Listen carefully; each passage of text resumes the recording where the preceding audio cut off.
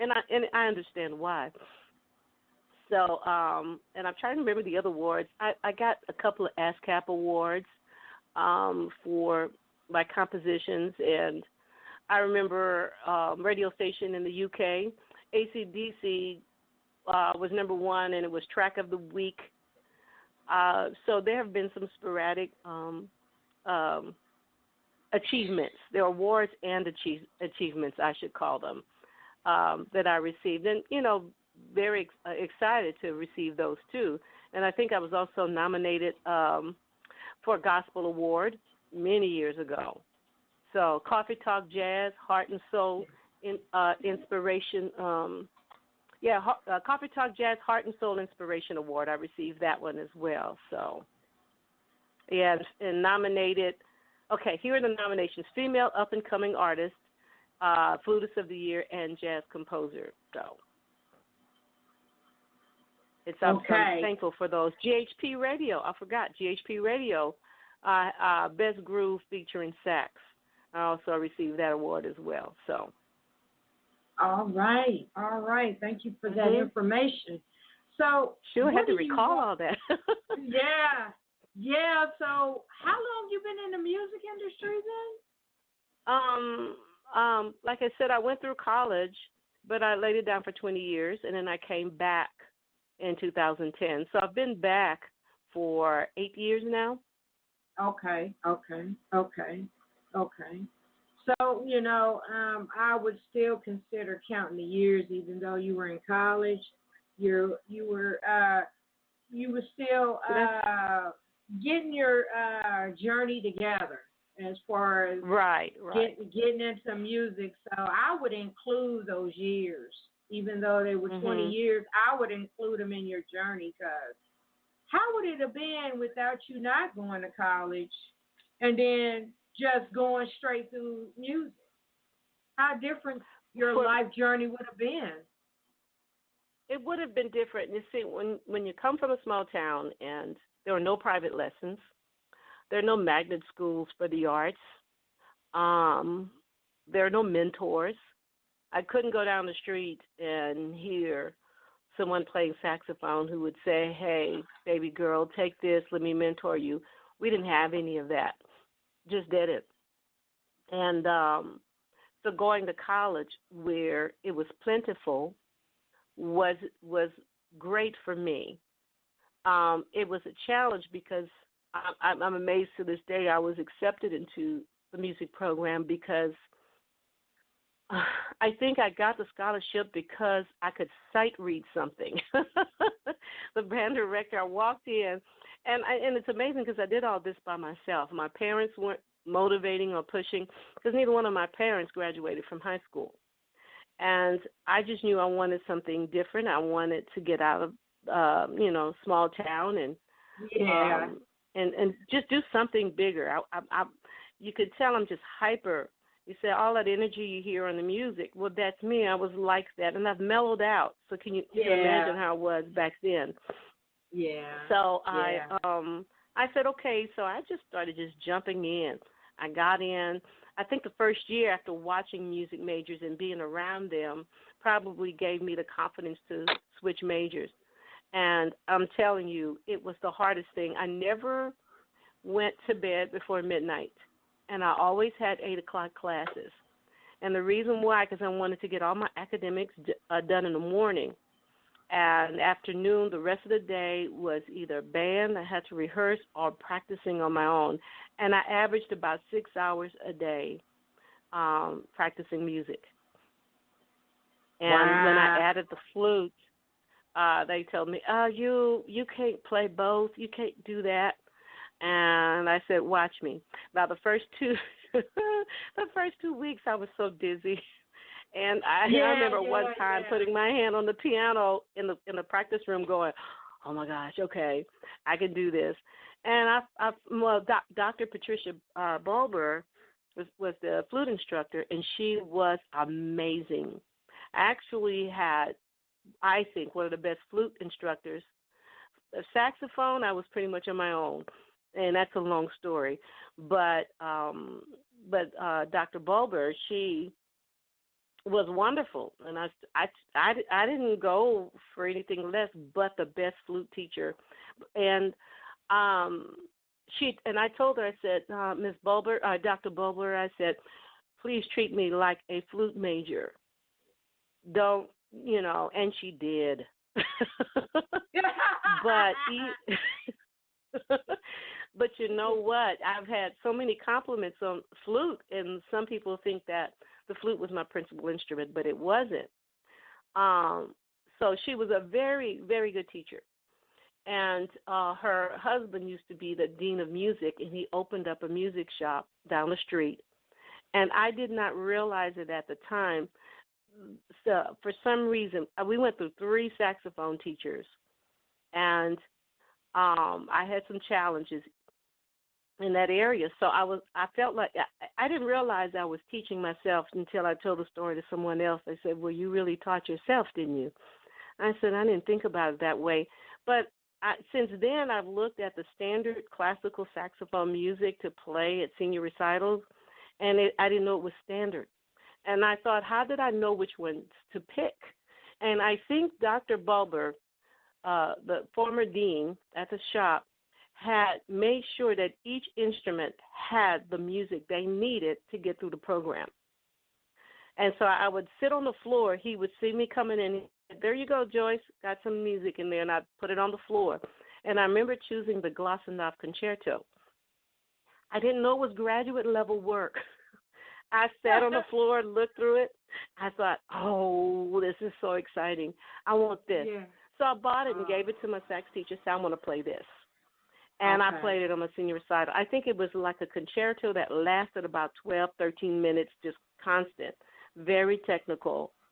And but sometimes you don't want to know how hard something is. You just do it.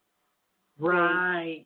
There it is. Sometimes, if you see too much in the future, you might build up too much fear. Right. And if I had seen too much of what I had to deal with in music, maybe I would not have pursued it. And some say, well, you need to know what you're getting into because it may be too difficult. Yeah, that's a chance too. But I didn't give up. I didn't have all the theory and everything. So I put in a lot of extra time studying, ear training. Yeah. To catch up with the other kids, if you will, that had all the formal training. Yeah. And I made it through, and I graduated. I made it through, even doubling principal instruments and everything. So it was fun. You are a powerhouse to me. You make little girls that are on flutes and saxophones right now look up to you. So I'm going to go ahead and spin another song. And this one is called New Phase. So I know there's a little brief story on the title of this song. Can you give me a little bit to go on here? Yes, I feel like I was going through a new phase with this project. That I wanted it to be more eclectic. I wanted it to show that I am broad. The music I love is broad. I didn't put anything classical on it, but that's how I felt. Okay, this is a new phase, a new journey, and I was the new phase is that I am doing more as an independent artist. In other words, I'm going to start producing more of my own or writing my own music and being more in control. Not that I don't need anybody. Oh, of course I would love someone to just produce it all. But when you look at the amount of money it takes to do one album, to pay a producer, to pay studio time, it's a lot of money. So I said, well, this is a new phase. Joyce Spencer is going to figure out how to do a lot of this stuff on her own. And when I can't afford it, that's okay too. At least I'll know how to watch and make sure each of my projects go well. Right. This is New Phase by Joyce Spencer. That's right. Be right back.